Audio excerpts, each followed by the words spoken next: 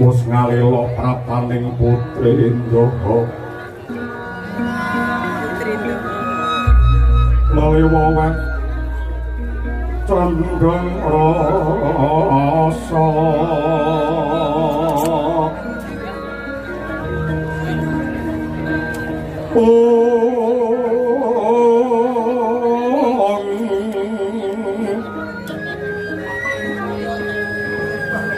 Lintang seta wet sucining nala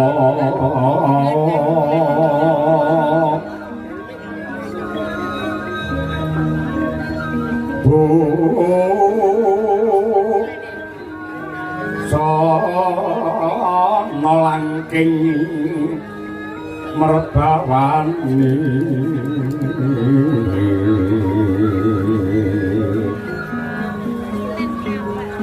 nate gandeng lan dalang utha angin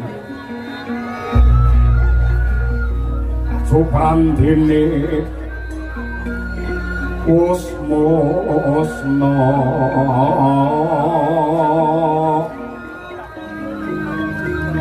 dilaur derek kang rama cahya kuntadi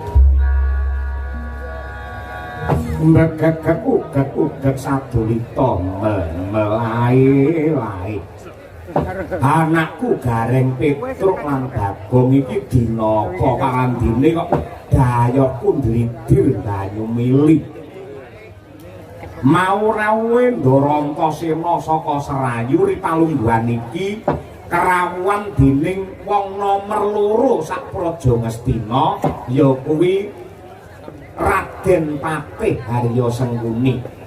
Iya ya Pak ndang kono dibagekne kono panjenengan wis pinarak jenakan kene lenggat.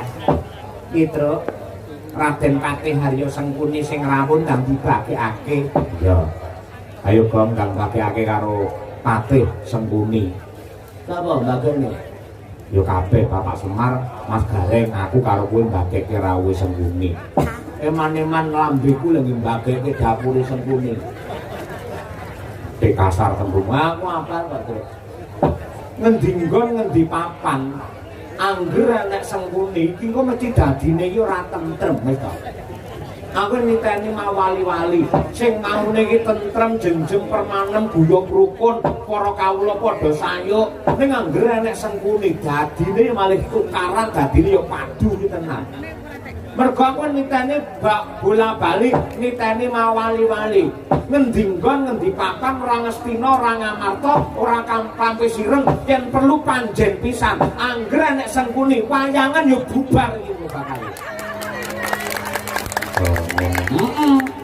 mesti ra bakal rukun kaya ngono kuwi nek ora bakal yen Sengkuni gawe geger gawe gendro ning kene ya ora mungkin dhek nekon-nekon ning kene apa ora ngerti lamun to kene iki lurah iki preman apa preman kiai ini gede dhuwur kaya ngono tukang gelut ta Dek ning mergo piyai sing kaya ngono ndadekake tentreme desa kene ha iya ngono ki pancen sing digoleki ngono kuwi wis ditenono Truk lek nganti kok gawe gendro gawe geger ning Karang Kadempel ning Kampe Sireng riyane rasa do melu melak cincing dhewe aku kok iya heeh ngono kuwi ah nuwun sewu Raden Patih Harya Sengkuni sarawuhipun kula pun Badranaya ngaturaken pambagi panakrami mawan tuwa-tuwa kunjuk Raden Patih. Iya Kyai Badranaya. Ndak tampa gawe lega legawaning rasa ora liwat pangestu kumara gage tampanana Semar. Ha inggih. Kula pun di tangan kula kalih mugi andadosaken jimat paripih. Mboten langkung kula pun alawi gareng mugi ngaturaken sembah pangabekti Raden Patih Harya Sengkuni. Iya gareng genep tata kramamu ndak tampa gawe bombonge rasa.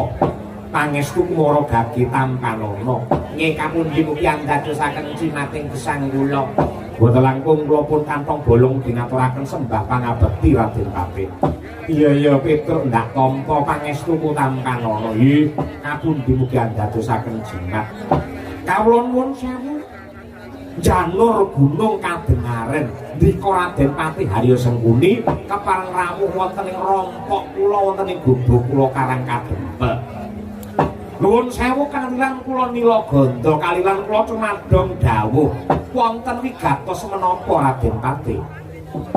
Kyai Semar kejaba aku tilik marang kahanane Klampe Sireng tur nyatane sakwise aku mapan ning Klampe Sireng nonton marang ingkang kagelar ning desamu kene aku rumangsa prihatin aku rumangsa sedih saya-saya bareng nyawang wismamu utawa dalemmu sing nduk lenggah iki ing atase panjenengamu kuwi kondange akeh dewa ngejawantah nanging parandene kok dalemmu nek prasaja tur banget kaya mengkene mung trima ngangge wujude gedhek pepayon alang-alang garing kaya mengkono lan bareng aku mlebu ning wismamu kaya ngene iki banjur kabeh kursine atos kaya ngene tur pakune ting cerangap aku lumangsa welas aku rumangsa prihatin mongko wis ngiglo lamun to Panakawan Semar Garing Petruk Bagong kuwi abdine para Pandhawa wiwit Pandhawa mbiyen ki rekoso nganti Ripalungguhan iki Pandhawa manggih mulya ning ya gene kok babar pisan ora mikir ora gagas marang abdine sing wis gedhe labuhe ya kuwi Semar Badranaya aku sedih aku prihatin Semar aku prihatin cetha lamun to para Pandhawa ki nadyanto akeh sing ngarani lamun to kesatriya ingkang suci ing dharma ning kanggone Sengkuni para Pandhawa ki wong sing tegel karo kawulane Pandhawa ki tega karo abdine ing atase Pandhawa Ripalungguhan iki uripe wis mulya ning kraton negara Ngamarta parandene kok Panakawane abdine papat uripe sing rekoso kaya ngene iki tegese Pandhawa kebangetan. Nah mula kang mangkono apa to sebabe aku nganti kelawan para sata Kurawa sowan ning Karang Kadempel kene yekti mung bakal nderek mbantu kelawan Kyai Semar Badranaya. Besok kapan ana longgare wektu lan uga lodange penggalih bakal ndak derekake tindak marang negara Ngastina. Kowe bakal ndak mulyake apa wae sing ndok kersakake mesti tak wujuti sing ora ana takokno sing ana tambahana yen perlu kepengin nganggo jarik mas ginepeng gateng ngangge mutiara mesti para Kurawa mengko bakal nyembadani apa kang dadi kersane Kyai Semar merga Kurawa mesake karo kahananmu kejaba saka kuwi Kyai Semar nuwun sewu wis kondang kaloka lamun to Kyai Semar kuwi dewa ngejawantah danyange wong tanah Jawa ndak baleni sepisan kas panjenengamu ki danyange wong tanah Jawa ora mung danyange wong Ngamarta ora mung danyange para Pandhawa ning uga danyange para warga Ngastina lan para Kurawa kula kang mangkono Ripalungguhan iki ndak suwun panjenengamu ki adil aja mban cindhi mban siradan yen Pandhawa dimban cindhi Kurawa dimban siradan ki aja ning panjenengamu anggene ngluberake marang jiwa luhur lalabuhamu marang wong Jawa ya kudu warata. Lah gandeng Ngastina ki klebu ning tanah Jawa Kurawa ki uga perangane wong Jawa Ripalungguhan iki ayo panjenengamu ndak boyong marang negara Ngastina panjenengamu ndak boyong marang negara Ngastina cekak cukupe bakal ndak mulyake uripmu ora kok ndur dadi kere kaya mengkene iki. Nuwun sewu nggih Raden Patih saderengipun kula ngaturaken panuwun ingkang tanpa upami dening ngantos semanten Sih katresnanipun lan kawigatosanipun ndika dumateng kula pun Semar Badranaya. Ning nuwun pangapunten ukurane wong tentrem ukurane wong seneng niku mboten kok derajat pangkat sawah amba lan Tegal Jembar ning ukurane wong tentrem niku mapan wonten ing semeleng rasa lan pintere anggere nyukuri dhumateng kanikmatane pengiran.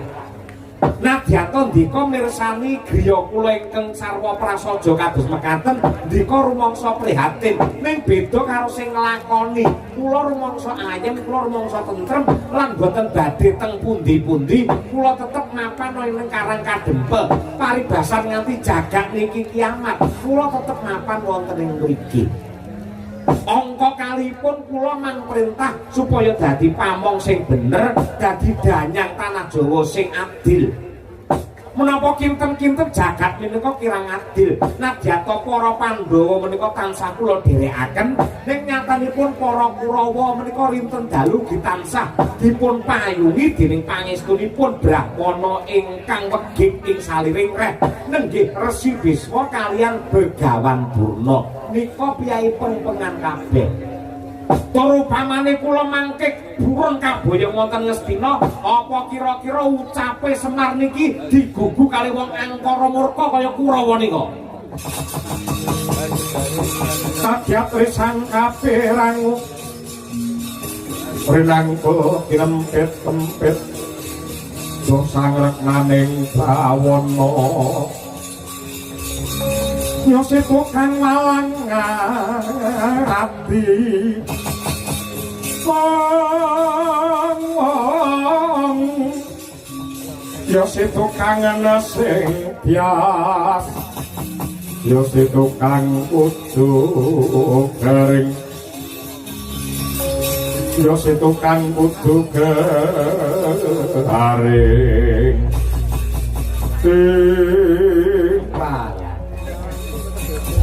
yen pancen kaya mengkono gunemu tegese kowe ora kena ginawe becik kowe ora kena dimesakake cetha lamun to panjenenganmu anggene dadi danyang iki cetha lamun to ora adil. Mongko Kiai Semar anggenku teka kene wis diparingi Purbawasisa kelawan anak Prabu Duryudana. Aku nganti Prawadyabala Kurawa komplit sak gamane pisan. Yen nganti anggenku bali marang negara Ngastina ora nganti sarta amboyongi kelawan panjenenganmu, kanguru aku bakal nampa pidana marma kang mengkono. Gandeng niatku becik parandene panjenenganmu ora nayogyani, niatku apik parandene panjenenganmu malah anampe. Ora palungguhane iki ora kok jeneng aku ngancam ngincing karo panjenenganmu iki babar pisan ora. Yen nganti Semar Badranaya ora gelem tak boyong marang negara Ngastina mongko dadi pamonge Kurawa. Ora nganti kentong subuh desamu kene bakal rata padha bumi.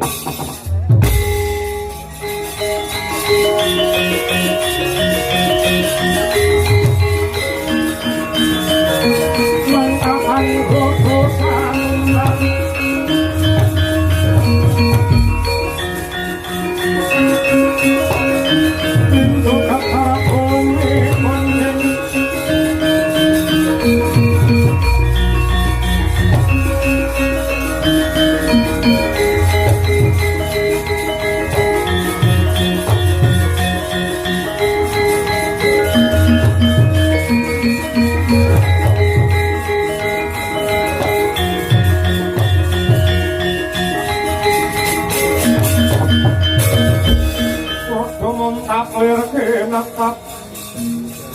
Sukayayah sinipi jojo kang mawing lengis Witra kocak ngundarandir Widetnya mangolok krok paupan Brabak branang kaya kembang murawari Yen kasumeta mrang seketeng Muruk dahanane wong edan gawe kaget setan menangi batuk. Saiki pengumuman pisan kangge para penonton sing kira-kira duwe penyakit jantung lemah undur kemawon ketimbang malah bablas mati iki. Tembungmu ora kasar kaya ngono kuwi. Anane aku nesu ki ana perkarane, Dok. Kowe iki parandene ora patut babar sial. Gareng anake Semar, Petro ya anake Semar. Ngerti desane kene arepe dirusak karo Patih Sengkuni. Yo kene malah etok-etok ngantuk karepmu piye? Ora etok-etok pancen aku turu ki mawon. Dengkulmu mlotot ora. Kaya ngopo lan kowe dadi anak sing apik, anak sing becik, belani karo desane bapak, belani karo kesugengane bapak. Musuhe Patih Sengkuni. Ora wedi ya. Wes ngene iki karo sapa wae ora wedi. Nggawa Kurawa pirang-pirang ora gigret. Wong perang yen ora menang ya kalah. Bener. Yen ora lara ya mati, yen nganti mati piye? Mati ora masalah, tak tekati. Ngono. Timbang ning omah ya doyak-oyak kredit nek. Rongko mbok wis. Patih niku Patih Sengkuni. Ayo lek diwantele iki niku aku wis mau ngapa kesebabe Bapak Semar mbagekke kowe, Gareng Petro mbagekke kowe, ning aku bungkem 1000 basa ora mbagekke kowe. Mergo aku wis krasa. Aku niteni anggere nek daya, nek wetengku krucuk-krucuk. Tegese luwe. Luwe marah kawruh kautaman ngono lho maksudku. Aku malah kondo ngendi papan angger ketekan Sengkuni mesti ora tentrem, mesti malah kesro, malah letuh, malah giduh kaya ngene iki. Nyatane tenan kok. Tembungmu ning ngarepmu kaya apik-apik. Oh, Semar, aku prihatin, aku tenyuh, aku sedih. Ing atase kuwi dewa ngejawantah, parandene omahmu nek kaya ngene. Omahmu gedhe sirape wujude iki alang-alang garing kaya ngono. Mesake kebangetan pandole ora ngopeni kowe. Lah kowe nek muni ngono iki karepmu piye? Yen pancen welas karo Semar, pengen dandani omah Semar, kok kene ngetokke dhuwit 20 apa 30 juta nggih bangun omah Semar. Nyatane bromong tok. Aku wis hafal karo patake pejabat mesti wis kaya kowe kuwi. Angger nyalonake janjine kaya enak-enak dipangan. Nek bareng dadi mesti lali tur arep korupsi genah. Nggih napa mboten Lur? Kuwi beda karo wong kene. Ora kakean janji, ora kakean guneman, ora kakean mudhar apa tembung sing endah-endah lan manis-manis. Ning watone rampung ngurus sertifikat.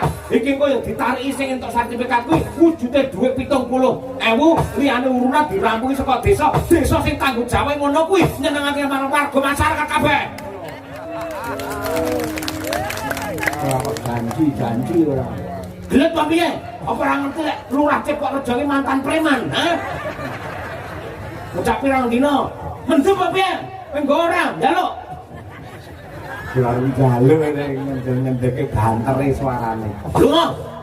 Ripan lungguhane iki lho. Sik lunga-lunga piye, he Bagong. Anggonku teko rene iki ora arep jagongan karo dapurmu, ning arepe rembukan karo bapakmu Semar Badranaya. Nyatane bapak wong meneng wae, bapak ya mau wis paring dawuh ora kersa diderekke marang negara Ngastina. Bapak tentrem urip ning kene. Lah ya cetha wis cukup to ngendikane bapak. Parandene wis sik nikah, kowe ngancam ngincing arep ngrusak desa kene. Karepmu ki piye nih sing ngene? Bola-bali marabak makaping-kaping gawe kisru gawe gendro.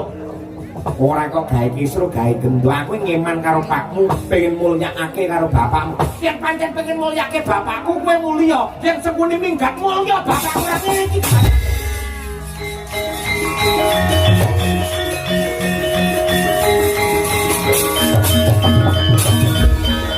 Nadyan kaya ngapa lan kepiye sing wigati sing arep rembukan kuwi Sengkuni karo Kyai Semar Badranaya. Kowe ora perlu melu rembukan, ora perlu melu petung kumrat lelakon iki.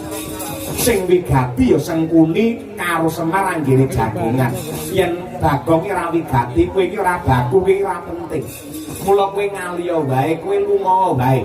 Sing baku ki Patih Sengkuni apa ora ngerti lamun aku wong nomor 2 sak negara Ngastina. Aku ki baku, kowe iki ora penting ning kene. Piye?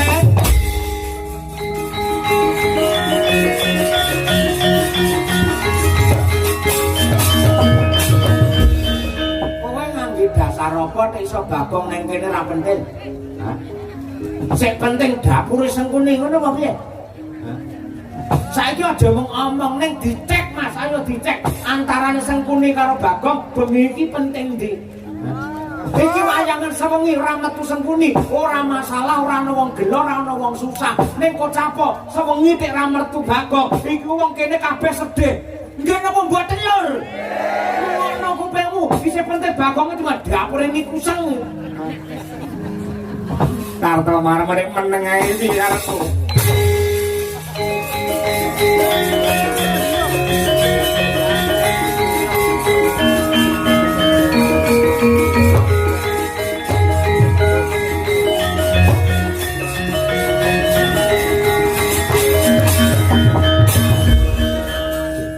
Iblis anak ora patut babar pisan kebangetan anjen ora ngajeni karo Paman Patih Haryo Sengkuni. Nek njaluk diajeni karepe piye? Wong ki yen pengen diajeni ya ngajenono karo wong liya. Wong yen pengen dihormati ya hormatono karo wong liya. Hah? Dhewe teko kene mripate plirak-plirik kaya ngono kuwi. Hah? Ngancam ngincim njaluk diajeni. Klebu karo dapurmu Kartomarmo aku ya ora wedi. Jenengmu ya ora apik. Kartomarmo, Karto sugih marmoi dhewe, sugih dipek dhewe, ora gelem sedekah, ora gelem dana dunya, ora gelem infak, gelem nyili ning anake. Kelakuan apa kaya ngono kuwi? Patih Sengkuni seng ki ambu kuning entuk ambune kaya bundel kathok kae. Ratuku Prabu Duryudana biyae kajen kiringan. Kajen apa? Duryudana, Dur ki gara, Dana ki weweh. Jare arep menehi jebul ngapusi. Sing gaweane jengklekan kae Dur Sasana. Dur kuwi gara, Sasana ki nggon. Nggone wong gara, nggone wong ngapusi. Pendhitane jenenge Durna, Dur gara ana Padang. Padange lek wis ngapusi wong. Durma gati, Dur ki gara, gati ki penting. Pentinge lek ngapusi karo rakyate kabeh. Ngono nek ndel apa? Kok diomati iki.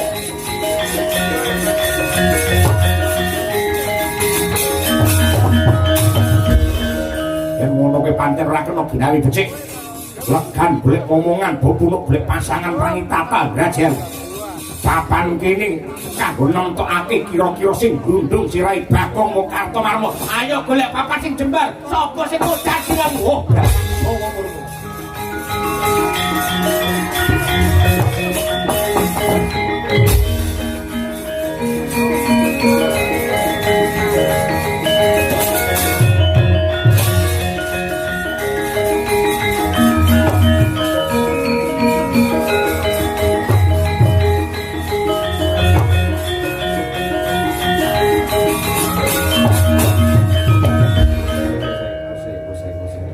Lenggau sih.